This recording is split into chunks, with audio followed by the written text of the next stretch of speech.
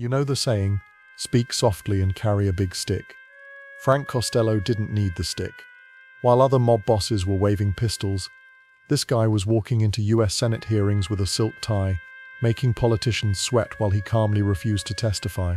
He didn't order street hits, he didn't run the family like a thug, but at one point, he held more power than Lucky Luciano, and more connections than any mobster in American history.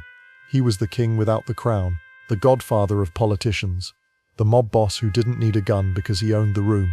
This is the story of Frank Costello, the most powerful man the Mafia ever produced, and the one who almost ran the country without firing a shot. Hit that like button if you love Mafia history, and drop a comment below. Do you think brains should outrank muscle in organized crime? Let's find out what really built the Underworld empire. Frank Costello wasn't even born Costello.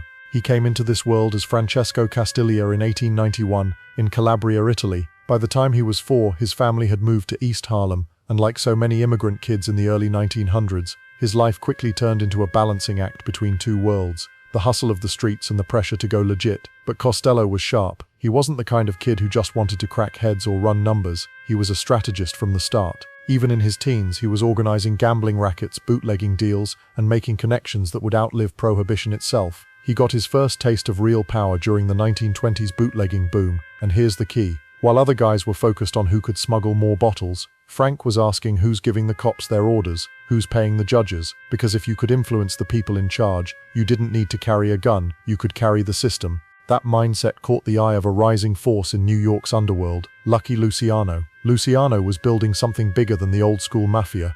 He wanted a nationwide criminal syndicate, a modern structure, efficient and built for profit. And to pull that off, he needed a guy who could legitimize the operation. Enter Costello. Where Luciano was the visionary and the enforcer, Costello was the political operator. He had the contacts. He could sit in rooms that mobsters weren't even supposed to know existed. By the late 1920s, Costello was already deeply embedded in Tammany Hall, the powerhouse of New York City politics. And that's not an exaggeration. This guy had judges on the payroll, city councilmen in his pocket, and mayors calling him to ask for favors. Want proof?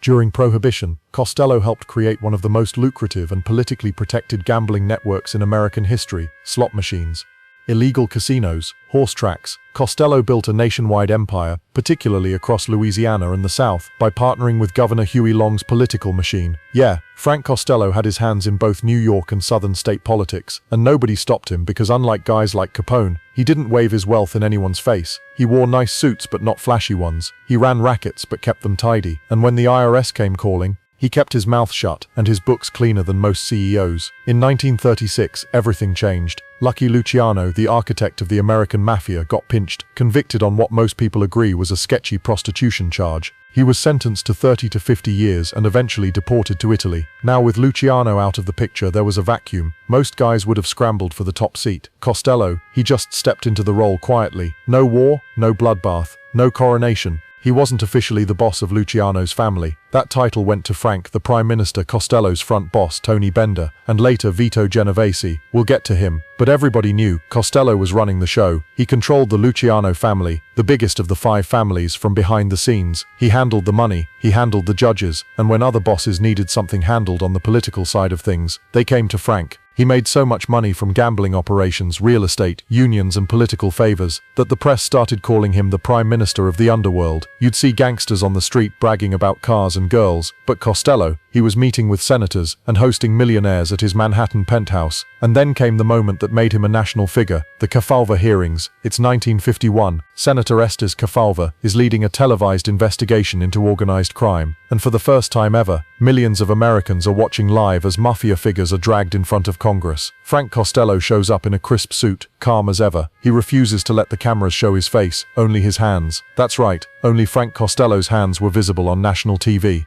America watched the twitch of his fingers, the way he folded and unfolded a handkerchief, while his voice echoed through living rooms coast to coast. When asked what he did for a living, he famously replied, "I make a good living." That moment made him a myth. The calm mob boss who walked into Congress, stared down the government, and walked right back out. He wasn't violent, he wasn't loud, but everyone knew he was untouchable, until one man tried to touch him: Vito Genovese. Vito Genovese wanted the throne. He'd always wanted it. He saw himself as the rightful heir to Luciano's empire. But while Costello was running the family with grace and brains, Genovese was seething in the background, waiting for his moment. Now Genovese wasn't subtle, he was old-school muscle, brutal, impatient, and he hated that Costello, a man who didn't act like a real mobster, was getting all the respect, all the power, and all the commission's ear. So in 1957, Genovese made his move. He sent a triggerman, Vincent the Chin Gigante, then a 29-year-old up-and-comer, to take Costello out. It was supposed to be clean. Costello walks into the lobby of his apartment building in Manhattan. Gigante steps out of the shadows. Boom. One bullet to the head, only it doesn't go according to plan. The bullet grazes Costello's head, but doesn't kill him. He stumbles, falls, survives, and when the cops ask him who did it,